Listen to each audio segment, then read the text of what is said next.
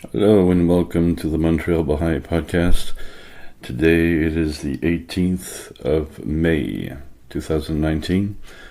We're still the month of Jalal, I think, and today we will be talking about the escalating war with Iran, which is very important for us Baha'is, as we know that this nation, is the cradle of the faith. I'm taking this article from The Guardian.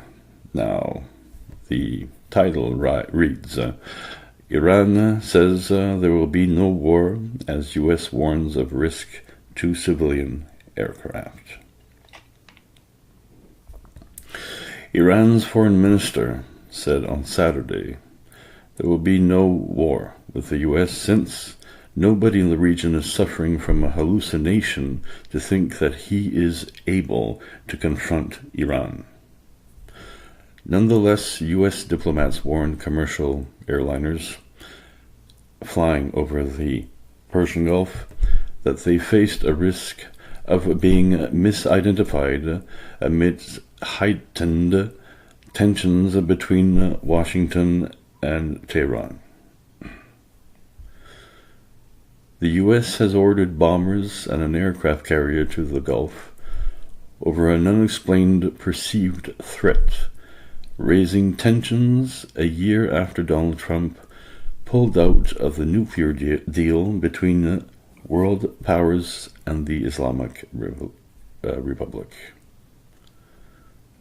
In remarks quoted by the state-run IRNA news agency at the end of his trip to China, Foreign Minister Mohammad Javad Zarif said the Islamic Republic was not seeking war, adding, "In fact, as the Supreme Leader said, there will be no war since we are not seeking war, and nobody in the region is suffering from a hallucination to think that he is able to confront Iran."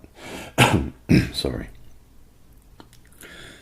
He added that though Trump has said he is not seeking war, some that have sat around him are pushing toward a conflict. That appeared to be a reference to National Security Advisor John Bolton, who has long advocated regime change in Tehran. On Saturday, a warning from the Federal Aviation Administration, FAA, relayed by U.S. diplomatic posts, underlined increased risks in a region crucial to global air travel, and where Lloyd's of London has warned of increasing risk of maritime shipping. The oil giant ExxonMobil has begun evacuating staff from Basra in Iraq, where the U.S. consulate has been closed for months following a rocket attack the U.S. blamed on Shia militias backed by Iran, local authorities said. Authorities allege that a sabotage operation targeted 4 oil tankers off the coast of the United Arab Emirates, and Iran-aligned rebels in Yemen claimed responsibility for a drone attack on a crucial Saudi oil pipeline. Saudi Arabia blamed Iran for the drone assault, and a newspaper linked to the Saudi royal family called on Thursday for America to launch surgical strikes on Tehran. The order relayed on Saturday by U.S. diplomats in Kuwait and the UAE came from an FAA notice to airmen published late on Thursday.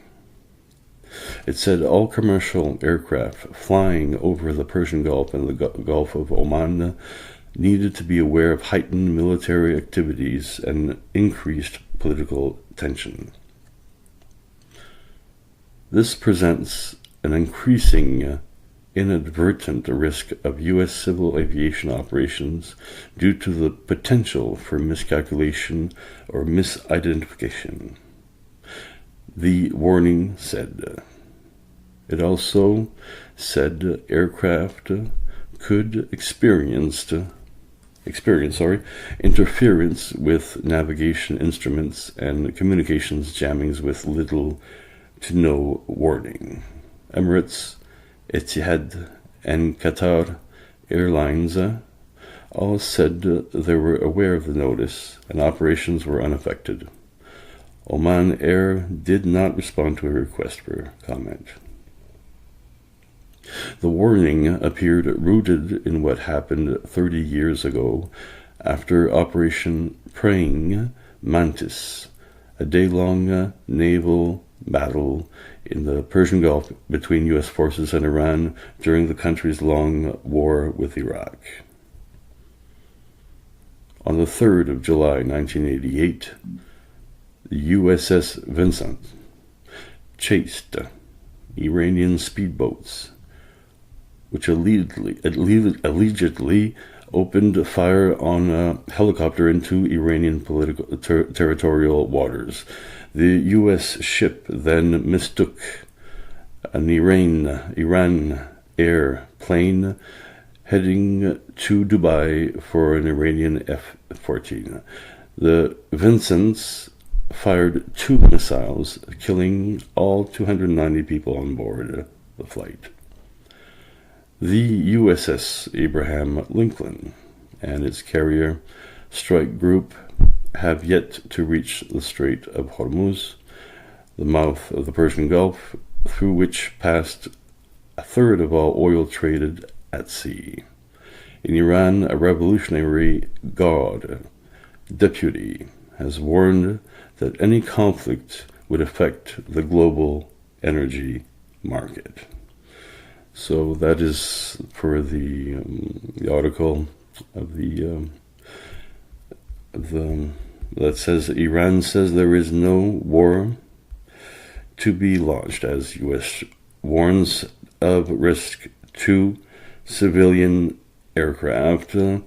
So therefore, we hopefully, I don't know, as a Baha'i, should we hope that there should be a war or not?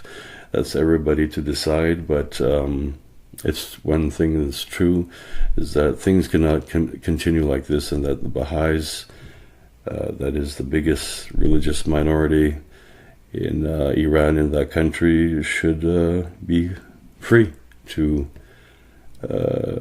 pursue their religious activities and not be persecuted by this regime. Thank you very much, and hope you have a good night or a good evening wherever you are in the world. Goodbye.